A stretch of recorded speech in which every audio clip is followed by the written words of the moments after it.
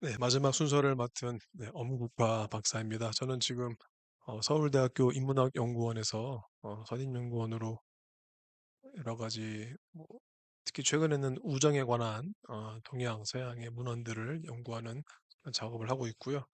어, 저는 박사 논문을 다산 정약용을 가지고 연구한 이제 내용들을 어, 학위 논문으로 만들었는데 음, 아마 석사 때부터 제가 석사 때부터 동양 철학을 하게 된 이유는 물론 그때도 이제 저는 지금 뭐 목회도 하고 있고요. 그래서 신학을 하거나 목회를 하거나 할 때 뭐 모르겠어요. 제가 한국인이 아니고 또 뭐 기독교인이 아니었으면은 굳이 이런 일을 해야 되나 싶은데 한국에서 이 또 목회를 하든 또 신학을 하든 하려니까는 이 한자어를 피할 수가 없잖아요.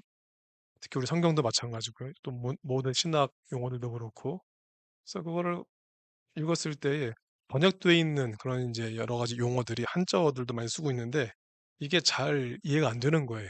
예. 그러니까 만약에 서양 사람들이면 사실 고민할 것도 없는데 이게 특히 한국 신학을 하는 사람들이 거의 사실 포기하는 부분이긴 한데 그런 부분들을 조금 제가 도움을 주고자 어, 되지도 않는 역량으로 지금 이렇게 한자 또 동양학을 하고 있어서 좀 고생하는 가운데 있는데 그래서 오늘도 이 일상의 평화 이런 문제를 다루면서 사실 보니까는 일상의 평화인데 이 일상 평화 우리 지금 흔히 쓰고 있는 그런 단어임에도 불구하고 이게 동양 고전에서는 이렇게 일상이라는 단어가 나타나지도 않고요. 평화라는 단어가 나타나지 않습니다. 그래서 그건 좀 갑자기 어떤 의미가 있을까 그걸 좀 추적하면서 그래서 또 오늘날 한국 교회에 또 어떤 도움 줄수 있을까 좀 동양의 고전의 그런 지혜를 빌려서 좀 설명해 보고자 원고를 작성해 봤습니다. 먼저는 일상이라는 표현이 있는데 지금 흔히 쓰는 표현이죠. 근데 이게 동양 고전에서는 제가 고전이라 말씀드리면은 뭐 노나 맹자 같은 그런 이제 2000년이 더 된 그런 한자로 기록된 문헌들인데 이런 일상이라는 표현이 나타나지가 않습니다. 물론 우리가 일상이라는 단어의 뉘앙스는 평화의 평자를 붙이면 간단합니다. 일에다가 좀 평일이 되거나 아니면 평상 하면은 평일 그러면은 우리 사실 평일보다 우리는 주말을 좋아하죠. 평일에는 일을 해야 되는 그런 뉘앙스가 강하고 하지만은 평일이라 하면은 평범한 날들이죠. 특별한 일이 없는 특별한 이벤트가 없는 그런 평범한 날들을 말하는 거고 가면 또 우리가 평상시에 그러면은 사실은 그건 또 유사시에와 반대말이에요. 유사시라 하면은 정말 상상하기도 싫은 뭐 전쟁이거나 아니면 뭐 또 특별 재난 상황들 그런 게 이제 유사시라고 하고 이제 평상시라 하면은 정말 그런 특별한 상황이 없는 상황이 이제 그 평상 그래서 평일 평상 그래서 우리가 일상 이렇게 이해할 수가 있는데 고전에서는 그런 표현은 일상이라는 표현 나타나지 않고 그냥 일용지간 이렇게 하는데 우리가 지금도 쓰는 말이 우리 교회에서 쓰는 말이죠. 일용할 양식할 때에 하루에 쓸 수 있는 그런 평범한 것을 표현할 때 일용이라는 말을 쓰긴 하는데 그래서 일단 그거 먼저 말씀을 드리고 우리가 지금 쓰고 있는 일상이라는 말은 기본적으로 평범한 그 평화로운 의미를 가지고 우리가 사용을 하고 있습니다.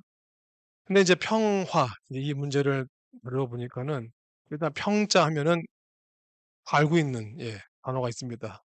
대학에 나오는 수신제가 치구 평차나 뭐 정확하게 무슨 내용인지 몰라도 대충 우리가 그 이제 그 맥락을 알고 있잖아요. 그래서 수신 먼저 자기 몸을 물론 그 앞에 또 네 단계가 또 있어요. 하지만 그건 생략을 하고 잘 알려진 수신자가 치구 평차의 수신은 뭐 내 몸을 닦고 뭐 휴양하고 그다음에는 또 우리 가족을 또 잘 가지런하게 하고 그다음에는 나라를 또 잘 다스려야지 마지막 단계에서 이제 평천하 할 수 있다.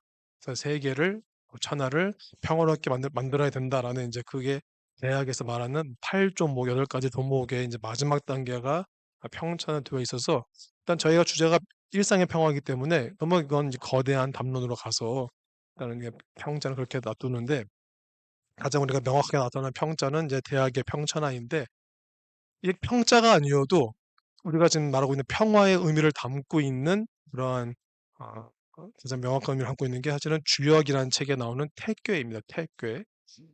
그래서 주역을 설명하려면 사실은 뭐 PPT가 있고 뭐 해야 되는데 그건 뭐 저희 책에 있으니까 참조를 해 주시고 태괴는 주역의 64개의 괴 중에서 11번째 괴입니다. 간단히 설명드리면은 우리 태극기를 상상하시면서 태극기에는 가운데는 뭐 음양, 태극 무늬가 있고 이제 네 귀퉁이에 건곤감리에서 여러 가지 네 개의 삼획괴가 있는데 그중에 이제 어, 하늘을 의미하는 건괴가 있고 땅을 의미하는 곤괴가 있는데 이 지천태괴는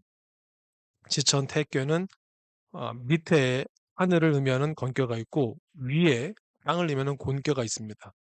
이게 보기에 이게 이상한 형상이에요. 우리가 자연 현상에서는 하늘은 위에 있어야 되고 땅이 아래에 있어야 되는데 반대로 되어 있는 그 형상이 태괴인데 이 이름 태자가 킬태자입니다. 그래서 킬태자인데 이게 우리가 천하태평하다 할 때의 그 태자 그래서 이 태자와 평자를 같이 붙여서 그냥 평화의 의미로 우리가 이해를 하면 되는데 그럼 이게 왜 평화의 의미냐? 거기다 해석을 이제 설명해 드리면은 이걸 왜 태냐면은 밑에 하늘이 있기 때문에 하늘은 올라가려 하는 성질이 있고 또 위에 있는 땅은 또 원래 음의 성질이기 때문에 내려오는 성질이 있기 때문에 이 아래 있는 것과 위에 있는 것이 서로 만나려고 하나는 내려오려고 올라가려고 하기 때문에 중간에서 만나기 때문에 소통의 관계이기 때문에 예, 소통의 관계이기 때문에 그것은 평화로운 거다. 이렇게 해석을 딱 내려줍니다.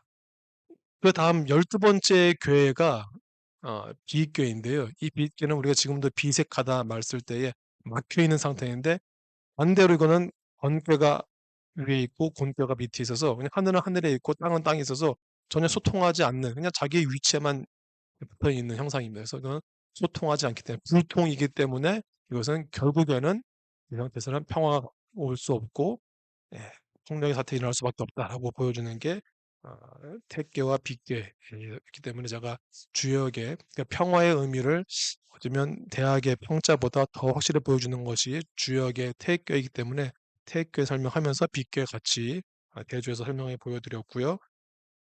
그리고 제가 대학 주역에 이어서 세 번째로 간단히 또 소개해드린 내용이 이제 감정 부분인데 이 대학의 평천화가 외향적인 나 자신의 수양부터 시작해서 가족, 국가, 그다음에 마지막에 최종적으로 이제 천하의 평화를 추구하는 그런 이제 단계라면은 오히려 더 내면으로 들어가서는 우리 감정, 아까 목 교수님 말씀하셨던 감정 부분이 굉장히 어려운 부분인데 이 감정에 대해서 가장 깊이 다룬 책이 중용, 아까 또 아리스토텔레스 뭐 중용도 말씀하셨는데 살짝 다른 의미이긴 한데 그 중용이라는 책이 너무나 중요한 책이에요. 특히 성리학에서는 그 책에서 화자가 나오는데 이 화자를 어떤 부분에 나오냐면은 어, 발현되지 않은 감정은 중의 상태, 가운데 적절한 상태를 유지해야 되는데 이미 그 감정들이 그 우리가 희로애락이라 말하는 대표되는 그런 감정들이 발현될 때에는 이것이 조화롭게 그래서 조화롭게 발현돼야 된다라는 그 문단 때문에 이 중용 일장이 굉장히 중요한데 그래서 그런 조화 사실 조화가 쉽지가 않죠. 그래서 그거를 일종의 예를 들어주기 위해서 만드는 책들이 이 얘기라는 책인데 감정들을 어떻게 적절하게 사실 봉건 사회라는 또 한계 때문에 시대적 배경 때문에 어, 여러 가지 계급에 나누어서 감정을 또 어떻게 또 구현해야 되는지에 대한 약간의 좀 전근대적인 그런 부분도 있지만 어쨌거나 그 당시 나름대로는 당대로 그렇게 감정을 자기의 멋대로 표현했다가는 결국은 이 불평화 어, 상태가 될 수 없기 때문에 그것에 대한 이제 대안으로서 일단은 적절하게 계급에 따라서 감정 표현을 방법을 알려줬던 것이죠. 하여튼 그래서 중용을 통해서는 화의 개념, 일단 화는 기본적으로 감정의 조화로서 물론 뭐 논어에도 뭐 화의부동해서 군자는 조화를 이루지 뭐 똑같진 않다 뭐 그런 표현으로 나오긴 하지만은 제가 이 책에서는 논어까지는 언급을 하지 않았고 일단 기본적으로 이렇게 대학 어, 주역, 중요 얘기하고 마지막에 제가 맹자를 얘기한 것은 원래 저희 주제가 이 책 제목을 하다 보니까 일상의 평화지만 원래는 일상의 폭력이었죠, 그죠? 일상의 폭력에 대한 이제 우리 기독교적 대안 원래 그게 주제였기 때문에 근데 폭력을 얘기하다 보니까는 폭력에 대한 얘기를 어, 맹자가 가장 또 분명히 했기 때문에 그래서 맹자가 어떤 얘기를 했냐면은 왕패를 구분을 하는데 진정한 지도자라면은 왕이라면은 이런 사람들은 정말 인으로 우리 기독교적으로 설명하면 사랑으로 다스린다. 하지만 패자는 우리가 지금도 올림픽 할 때 쓰죠. 뭐 3연패, 2연패 하는데 그게 그때는 이제 힘으로 사실 올림픽 그런 스포츠 경기는 그냥 사실 힘만 있으면 되거든요. 기술만 있으면 되는데 그러니까 맹자가 살았던 춘추 전국시대 그때는 힘으로써 천하를 제패하고자 했었던 사람들이 이제 막 나타났지만은 어, 맹자는 계속해서 약간 이상주의긴 하지만은 그런 패자 될 것이 아니라 진정한 천하의 평화를 줄 사람들은 사랑으로 다스려야 된다 하면서 요거를 이제 그래서 이제 마지막에 맹자를 소개해 드렸는데 그래서 결론적으로는 뭐랄까요? 이 동행보전을 통해서 이제 한국 교회의 평화를 일구는 이제 일상의 평화를 일구는 공동체로서의 가장 기본 제안은 일단 첫 번째는 소통하는 교회가 돼야 된다. 예. 지금 너무 교회가 대형 교회가 막 이렇게 너무 이렇게 난립하고 그런 상황에서 일방적으로 예. 보통 카리스마를 가진 그런